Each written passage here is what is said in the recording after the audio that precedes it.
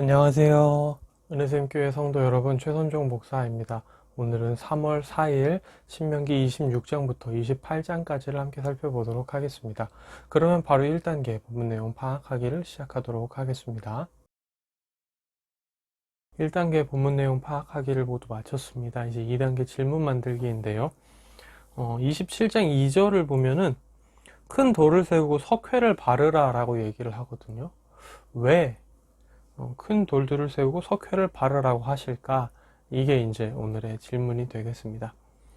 네, 그러면 이제 3단계 질문에 대한 대답 찾기로 넘어가도록 하겠습니다. 3단계 질문에 대한 대답 찾기를 시작하도록 하겠습니다. 27장 2절이었죠? 큰 돌을 세우고 석회를 바르라 라고 얘기를 하는데요. 이거는 찾아보니까 돌에다 글씨를 새기기 위함임을 알 수 있습니다. 중동 지역은 지금도 그렇지만 그때도 비가 많이 안 왔을 땅이거든요. 비가 많이 오지 않는 땅에서는 오래도록 보관하기 위해 이제 그 석회를 쓰기도 했대요. 석회의 성질이 이제 비가 오면은 녹기 때문에 이제 보존이 쉽지가 않은데요.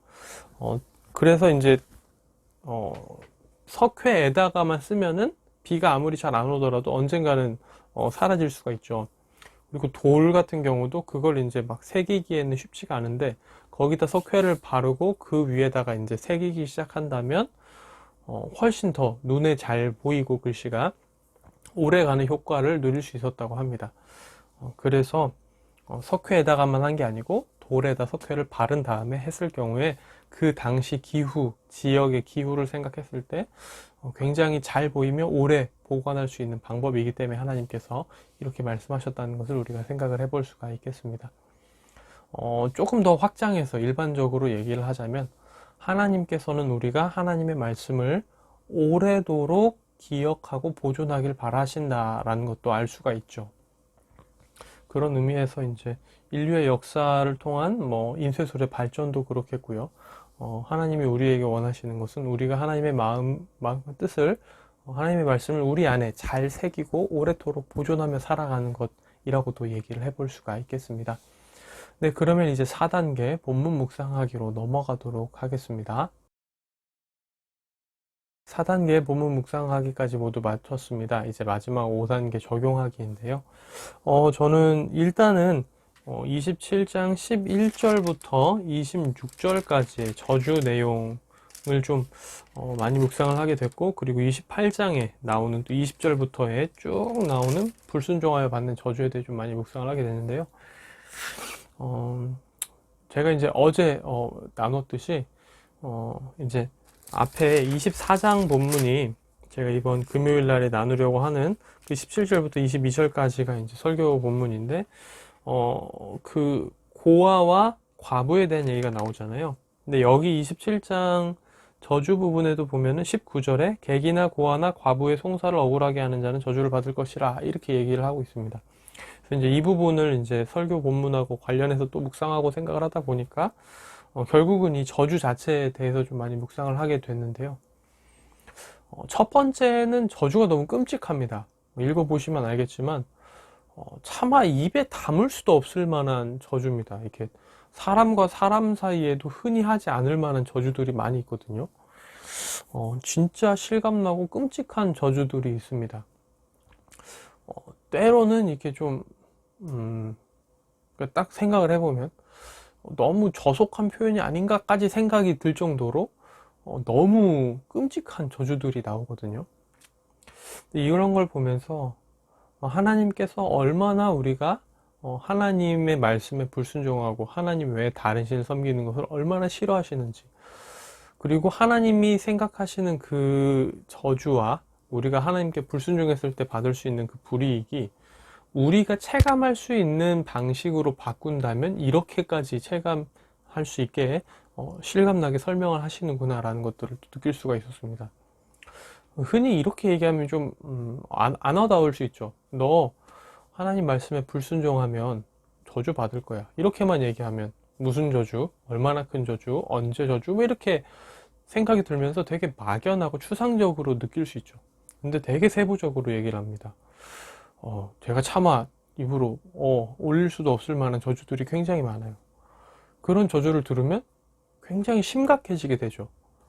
아, 진짜 무섭다. 이런 일이 설마 혹시나 이런 일이 10분의 1이라도 내 인생에 일어날까 봐 두렵다. 이런 생각이 들죠. 그러면서 이게 하나님께 불순종했을 때 받는 저주다라는 걸 생각을 한다면 더 와닿게 되죠. 실감하게 되고. 하나님께서 그래서 우리 눈높이에 맞춰서 우리가 하나님께 불순종했을 때 얻게 될 그 저주에 대해 말씀하시는 게 아닌가, 이런 생각들을 좀 많이 해보게 됐어요. 그래서 좀 첫 번째로 저주에 대해 묵상하면서는 이런 저주는 정말 당하기 싫다, 너무 무섭다, 끔찍하다, 하나님 앞에 정말 철저히 순종하며 살아가야겠다, 이런 것들을 좀 느끼게 되고요. 두 번째는 그 27장 여기 나와 있는 항목들에 대한 건데요.